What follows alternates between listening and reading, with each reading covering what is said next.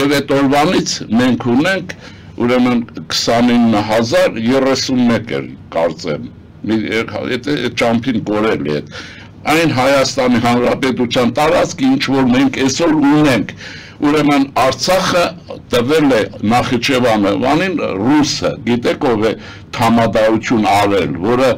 պայմանագրում թամադա եղել են որ Պուտինը հիմա Լավրովն ասում է մենք էլ կանգնեցնենք սեղանի պայմանավոր Գանեցկի կոչված մի գերմանացի հայրենիք կորցրած բոլշևիկ Գանեցկու գլխավորությամբ պարտավորեցին Հայաստանի արդեն սովետական հանրապետությանը ընդունել Մոսկվայի պայմանագիրը Հայաստանը առանց Արցախի առանց Նախիջևանի եւ Լոռի եւ հատվածների եւ առանց արևմտյան հատվածի ահա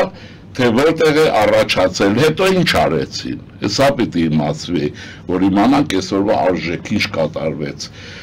հետո եղավ ուրիշ բան այդ տարիներին մեր ուղեղը լվացին պատմություն օրինեցին փրկարարի տեղ եւ այլն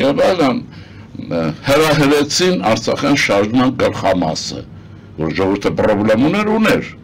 բայց գլխամասը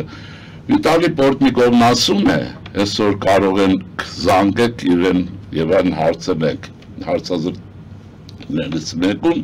ասում է ինձ բախտ է վիճակվել ինքը ինչ որ աշխատանքի եղել ՑԿԿՊՍ-ում կարդալ այն առաջին փաստաթուղթը ձեռագրով եւ ստորագրությունը ձեռագրով որը հետո չի հրապարակվել որով Լեռնային Ղարաբաղի ինքնավար մարզի ղեկավարությունը ուրեմն ձեռագիր դիմում է Մոսկվային որ փոխանցեն ինչպես որ մենք այդ բոլորը տեսել ենք հետո ցույցեր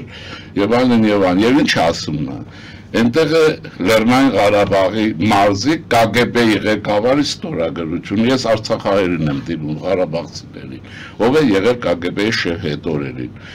այնտեղ է նաեւ արդեն են Պողոսյան հետո որ գնացին ահա ով է հրահրել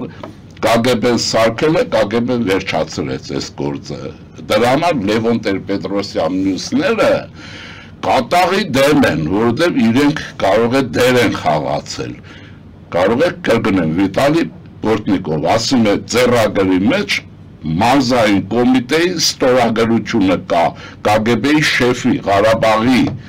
առանց Բաքվի բազը Մոսկվան ինչ արել եւ ահա տվեց ու վերադարձրեց այսինքն բորբոքվեցինք տարիների կորուստ խաղաց Ադրբեջանի հետ մյուսների հետ տարածաշրջանban որը գտան որ պիտի հարցը փակվի եւ Մոսկվայի կամ Կարսի դաշնագիրը այդ թվերով մնա